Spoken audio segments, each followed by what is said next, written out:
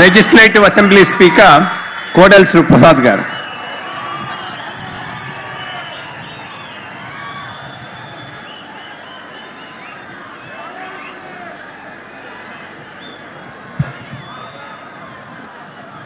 సమస్యల్ని సవాళ్లుగా తీసుకొని సవాళ్ళని అవకాశాలుగా మార్చుకొని అనుకున్నది సాధించేంత వరకు విశ్రమించని ధీరోదాత్తుడు మన ముఖ్యమంత్రి చంద్రబాబు నాయుడు గారు, వేదికపైన ఉన్నటువంటి కేంద్ర రాష్ట్ర మంత్రివర్యులు, పార్లమెంటు సభ్యులు, శాసనసభ్యులు, శాసన మండలి సభ్యులు, ప్రజాప్రతినిధులు, రాష్ట్ర ప్రముఖులు, పాత్రికేయ మిత్రులు, ఈ రోజున మహాసంకల్పం మా సభకి దృఢ సంకల్పంతో విచ్చేసినటువంటి అశేష ప్రజానీకానికి నా హృదయపూర్వక నమస్కారాలు.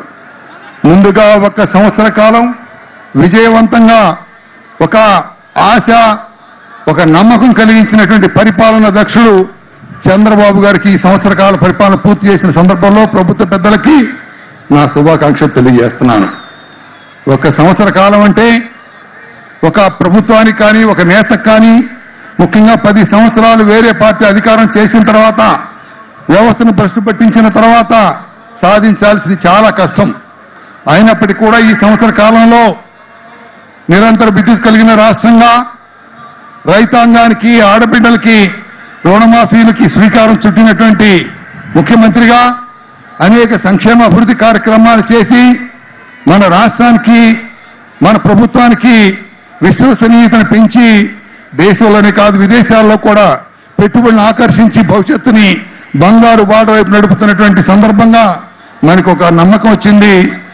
ఈ సందర్భంగా మనం చూస్తున్నాం, వేరే రాష్ట్రంలో అనైతికంగా విలువలకు తిలోదకాలు ఇచ్చి మనకి చట్టం విరుద్ధంగా, రాజ్యాంగ విరుద్ధంగా ఎన్నో అడ్డంకులు కల్పించినప్పటికీ ప్రజాబలం ఉంది, మీకు విశ్వసనీయత ముందుకు సాగాలని చెప్పి నేను కోరుకుంటున్నాను.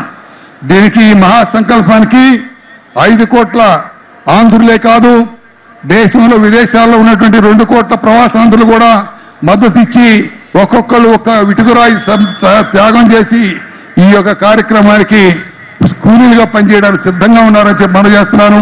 ముఖ్యంగా ఈ రాజధానికి 33,000 ఎకరాలు ఇచ్చినటువంటి రైతాంగ త్యాగానికి ధన్యవాదాలు తెలియజేసుకుంటున్నాను.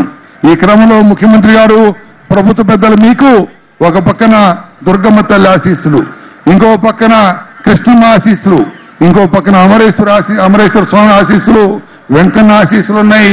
వీటితో పాటు ఏసయ్య అల్లా ఆశీస్సులు కూడా ఉంటాయని చెప్పి మనం చేస్తూ, వీటితో పాటు కీర్తిశేషులు అన్న ఎన్టీ రామారావు గారి ఆశీస్సులు మనకి పుష్కలంగా ఉన్నాయి. ముందుకు సాగండి. ఈ మహాసంకల్ప దినోత్సవ సందర్భంగా భవిష్యత్తుని బంగారు బాటగా చేసుకొని స్వర్ణాంధ్రను సాధిద్దామని చెప్పి మనం చేసుకుంటూ ఈ కార్యక్రమాలు విజయవంతం సాధించాలని ఆకాంక్షిస్తూ నాకు ఈ అవకాశం ఇచ్చినందుకు ధన్యవాదాలు తెలియజేసుకుంటూ సెలవు తీసుకుంటాను.